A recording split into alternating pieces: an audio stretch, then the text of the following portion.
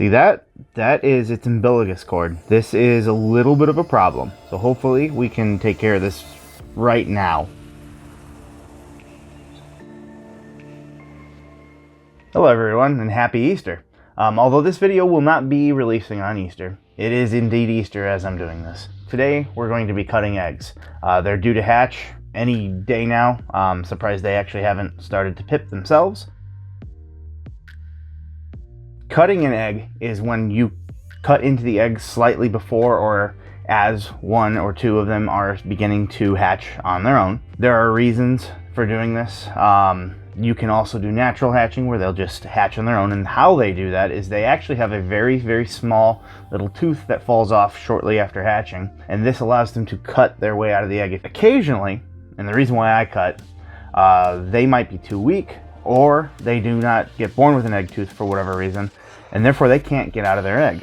I hear some people say that, well, that's natural selection and that snake didn't deserve to live and therefore it should be purged from the genetic pool. That's I don't agree with that. That's kind of scary talk. Imagine if we did that with humans. I cut my eggs. I wait till day 55. And if they haven't started hatching, or one or two of them, then I cut. So I haven't even really looked at these too much until today. But let's just go ahead and get into this by introducing the parents. So in our very first video, I actually already showed these off with the slugs. So this right here is our mom. She is a piebald. And again, I don't think she's anything else. But this is her first time being a mom. I got her at breeder ready size pretty much. So that was kind of a pretty lucky deal for me. Here is the very likely father. He is a banana pied. He is alone, as I said in the previous video. There's one other potential parent. That would be an OD, so orange stream, yellow belly, Enchi, het pied. I had them in together briefly, but he showed no interest at all in breeding. He would also have been alone from the same people. So there's a possibility, and honestly, I would really like for him to be the sire to this clutch. That would be really cool. All right, let's get into the fun part, and that would be opening up our presents for Easter. A couple things that you need: scissors to cut the egg. I have a little one there just in case I need a little bit more of a delicate touch. This one, you'll see what I do, just kind of pinch and cut. And a good amount of paper towel because it might get pretty goopy.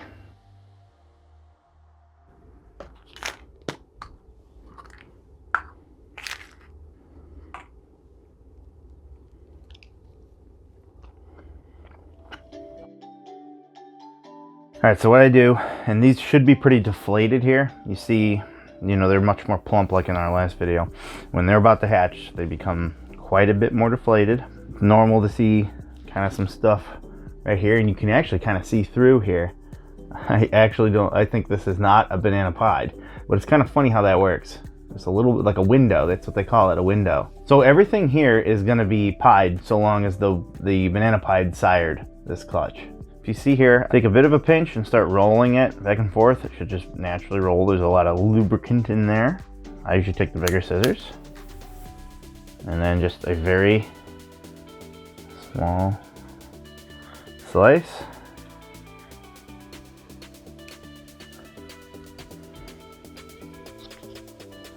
And you know what? I was wrong.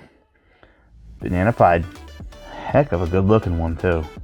The yellows, the lavenders, the oranges, pretty low white banana pied too. I think you can see some right down there. A stripe right down its back too. This is really interesting looking. It's a heck of a first good hit. And we will do an update when they're out of the egg.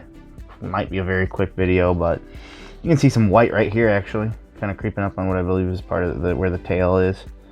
This is a really stunning one. This is a cool first. This is how you want to start. This is cool. Same thing. I pinch, kind of roll, and just kind of crease it down. Take our scissors.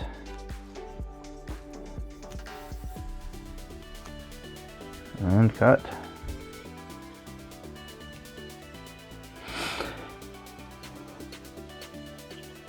Wow.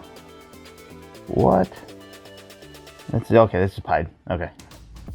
But an awesome pied is always cool. And as I said, everything is going to be at least a pied. Little bit of a window here. This one's pushing up on me actually. I can feel the snake right here. A little bit of a window there. And again, this is completely normal.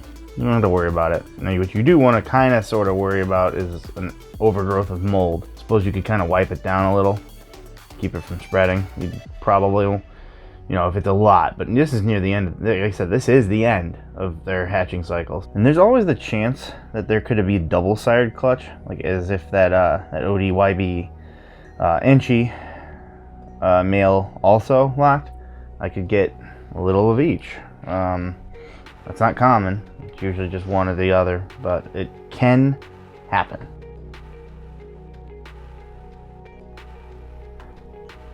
Another banana pied. So one thing to know with the banana gene is it's very, very, very unique.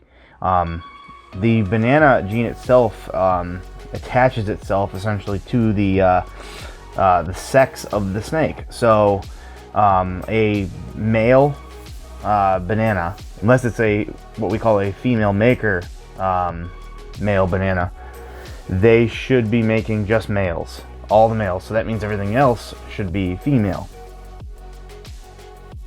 All right, last one. Our odds, we're supposed to be 50-50 banana. We've hit that so far, so let's get a little greedy and hope for another one. This one's pushing up again here. I can literally feel the snake right there. This is a big snake. Yeah, it's taking up like nearly the entire egg.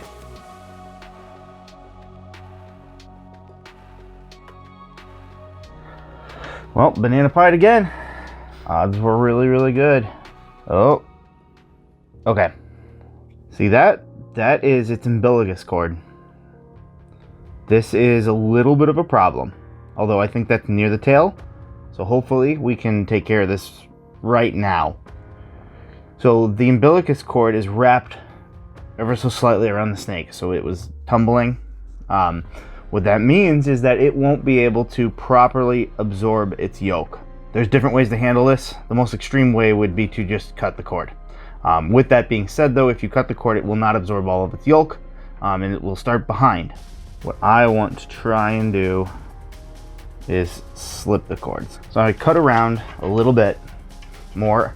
I cut a little bit more of the eggshell off so that I can see what I'm getting at here. So you don't really see it because it's in some goop, but there is actually a sack that it's inside. The camera's not gonna be able to pick this up, I doubt it, but you can see right here actually with this little tendon here, kind of, whatever this is. It's laying on something. It's not laying on the snake. It's not laying on goop even. This is the sack that it's in. It's important that we try not to break this sack open. Oh, that was its head. Oh no. Okay, I think I did it though. It's alive. It is alive. I thought that it was its tail. That was around its neck. And we got it. So that's a little bit of a cause for concern when that happens. I did slip the umbilical cord off of its neck, but the umbilical cord could have been damaged from this. The snake is alive. It looks healthy. You know, there's a yolk in there. I don't know how much of it has been absorbed. This is a pretty big snake. It takes up, it's pretty much its entire egg. So I think we're fine, but you're always concerned about that. But just lo and behold, this kind of shows why I kind of want to do stuff like this. It could have died in the egg very easily from something like that, and it is always a cause for concern. But I was able to slip it off of its neck without even having to cut it. I wasn't going to do this, but I'm going to make a quick little note about it. If you have to cut the snake from its umbilical cord, don't just cut it. I have no reason to show a video like this right now, but basically you want to get a little bit of string or dental floss and tie off the cord and then cut it on the other side of the cord. There are videos where you can watch to do that. Overall though, other than that little ending note, this was really good odds. 3 banana pieds, 50% was supposed to be the odds. So, take that any day. Those are really, really good odds. All right, so what do we do with them now? Leave them in the egg. Don't take them out. They're still going to be finishing up absorbing their yolks. They'll come out on their own, and they'll shed off their umbilical cord. Obviously, you kind of want to take a look at them every now and again, but you're simply just want to cover them back up. You don't really need to put the press and seal anymore on them. These are snakes now, so you don't get to worry so much about the humidity and whatnot. You definitely don't want them to dry out though, so you might want to add some sterile, properly temperatured water. I actually recommend removing these at this point. You don't want your snake, when they start coming out, getting into like this stuff, or I mean, who knows, they get their tail stuck, going, kind of just doing what they do. So go ahead and remove it. Just kind of put them directly into the substrate. It's not going to hurt them at this point. They are fine. They'll crawl out probably in the next 2 to 3 days on their own. So then we're just going to cover them right back up and put them right back in the incubator, where they'll stay until they come out and they have their first shed. So it takes a little bit of time. Sometimes they do on their own time, but usually within a week after crawling out, they're going to have their very, very first shed. And then at that point, you want to separate them into their own little tubs or enclosure, however you're going to keep them. And then you can start with the first feeding as well. If you want to see us cut open the slugs from this clutch, check out that video right here.